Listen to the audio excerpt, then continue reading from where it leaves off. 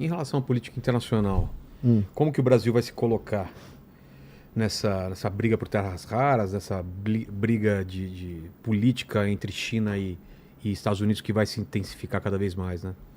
Cara, a gente tá tendo mais uma chance, mais uma grande janela de chance oportunidade, né? que as nossas riquezas nos entregam de se posicionar perante o mundo.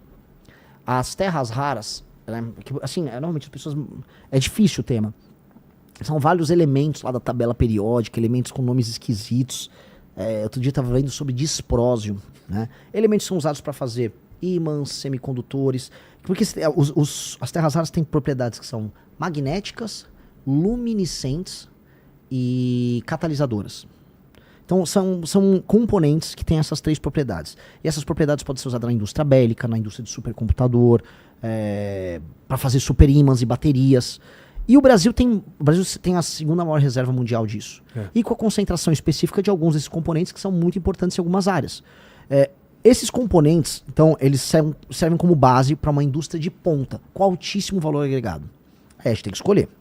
Nós vamos ser o fornecedor da matéria-prima ou nós vamos lá trazer a cadeia para cá. Essa é a grande discussão. Porque trazer a cadeia para cá, a gente tem que implica que a gente não tem a tecnologia, e que essa tecnologia vai ter que vir de outros países, e que vale a pena para empresas lá fora produzirem esse conteúdo aqui. Porque de nada adianta eu não fazer uma reforma de competitividade, eu diminuir impostos, eu facilitar a contratação e demissão de pessoas, eu ter, vamos dizer, marcos legais estáveis, ter uma lei ambiental, e passou, graças a Deus, estável e funcional. De nada adianta eu não ter nada disso. Aí, para vir uma empresa instalar aqui, vamos dizer, uma empresa de drones ou de motores que envolvem motores elétricos que envolvem bateria, e o preço ser 1000 vezes mais caro que o da China, que aí você perdeu para a China. Então os próprios parceiros no Ocidente que você pode ter para criar essa cadeia aqui não vão querer colocar a cadeia aqui, porque eles vão falar, não adianta nada eu montar uma empresa aí. Ninguém vai querer montar uma empresa aí. Então nós temos que, entender o jogo geopolítico. A gente tem que saber quem tem as tecnologias e quem que topa ser parceiro. 2, a gente não pode, de maneira alguma, sair vendendo as matérias-primas. E 3, assim, puramente, só leva meio próximo. De terras raras que foi comprada. Então, veja só, lá em Goiás, ela foi comprada pela, traduzindo, né, tradução livre da empresa americana, Empresa Americana de Terras Raras. Essa empresa tem 10% de capital federal americano. O Trump comprou. Ou seja, o Trump está indo para a linha de estatização. E essa empresa se tornou uma empresa de interesse norte-americano para comprar minas de terras raras em vários lugares do mundo. Até pagar um valor a mais. O Trump está topando pagar mais até para fazer preço. E aí você começar a direcionar essas terras raras para os Estados Unidos e entrarem nessa super indústria. Que a China já tem. Porque a China, como ela tem muita terra rara, é o país que mais tem. E ela tem a tecnologia e ela tem a competitividade. A China faz o ciclo completo. Os Estados Unidos, eles estão olhando assim, vamos pegar essas terras raras em outros países, especialmente o Brasil, e aí vamos processar eles aqui, alguma coisa na França, alguma coisa no Reino Unido, e a gente cria um complexo industrial de terras raras, em que eles ficam no topo e a gente fica na base. Não acho que vale a pena. Por quê? Porque o Brasil pode usar as terras raras para suprir o gap de tecnologia que a gente tem para os outros países. Como a Coreia fez. Exato. Como a própria China fez. Como a China fez. Então a gente tem que usar essa oportunidade histórica e tem que ter um presidente cara de pau, galudo, que vai falar, Trump, não, se for para fazer esse negócio, não vai valer a pena, não vou fazer. Vamos com calma e vamos, reforma de competitividade, acordos internacionais inteligentes, saber quem serão nossos parceiros, e aí você montar a cadeia paulatinamente. Eu quero saber quando eu vou fazer o drone aqui, quando eu vou fazer a bateria, o motor aqui. Não só tirar o disprósio ou os outros componentes, aí manda lá ou como estavam falando, não, a gente pode mandar até o imã. O imã é um pedaço, eu quero a indústria completa. Porque aí isso nos coloca no jogo geopolítico. Aí é um Brasil que teve compartilhamento de tecnologia com os gringos, é um Brasil que começa a tirar o gap, começa a ter empregos de alta complexidade, começa a trazer capital humano de qualidade. Gente da Coreia, gente dos Estados Unidos, da Índia, do Japão, para trabalhar aqui, isso vai elevar os salários, melhora a economia. E outra, cria uma indústria de defesa aqui, que é uma piada a nossa indústria de defesa. Cria uma indústria de defesa, porque aí a gente possa ser soberano. E aí tem que ser um projeto para os próximos 20, 30 anos. Então essa é uma chance que está dada aqui. Eu não sei o que o Lula está negociando com o Trump sobre terras raras. Ele não fala sobre isso.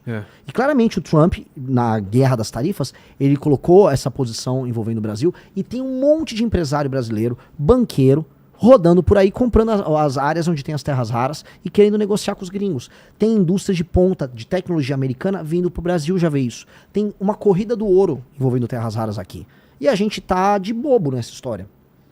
De bobo, as discussões aqui são meio infantis. Então, nós temos que entender assim, nós temos que ter um plano soberanista, e essa é a nossa proposta, para fazer a cadeia inteira com transferência de tecnologia, entendendo as ramificações que a gente vai ter.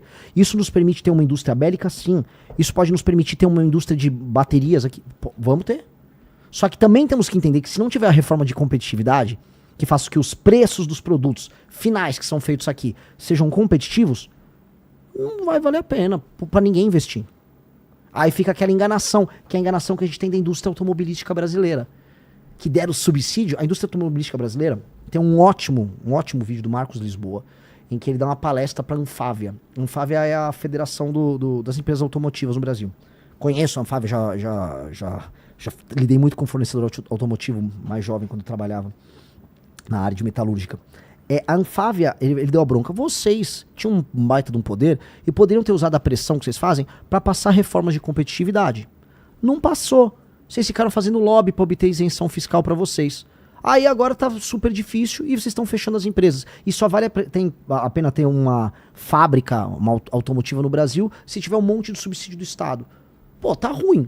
Assim não tá fazendo sentido. É o tal do custo Brasil. Então nós temos que combater o custo Brasil, ter a reforma de competitividade que faz com que o dinheiro fique barato, ou seja, os juros baixem muito, que a energia fique barata, que a infraestrutura de transportes, ou seja, estrada, ferrovia, porto, seja bem feita porque aí o custo fica barato, que as leis trabalhistas sejam fáceis de lidar, que sejam previsíveis de lidar. Aí, instalar a empresa que faz sentido. Porque a gente tem outros fatores de produção, a gente tem uma população grande, a gente tem terra abundante, a gente tem o potencial de extração energética, seja solar, eólica, hidrelétrica, até termoelétrica tem aqui, atômica. Então, usemos isso. E aí, torna-se competitivo produzir no Brasil, e aí a gente tem um plano sério. Veja, nada do que os outros países não fizeram. Nada do que a China não fez. Vamos olhar para esses caras. Falo aqui como um cara de direita. Vamos olhar para a China. Você foi para lá. Vamos olhar para Israel, para pegar o outro lado. Vamos olhar para o que os caras fizeram. Vamos ter a humildade de copiar. Um lado você tem que ter a humildade de saber, cara, a gente vem errando muito. E a gente só não é uma dessas 5 nações mais poderosas do mundo porque a gente errou demais. Mas do outro lado, vamos ter a ambição poderosa de corrigir os nossos erros através dessa humildade e ir para cima e se tornar um país muito, muito foda. Nós podemos. Então, assim, é a humildade do outro lado e a ambição do outro. Tem que coordenar essas duas coisas.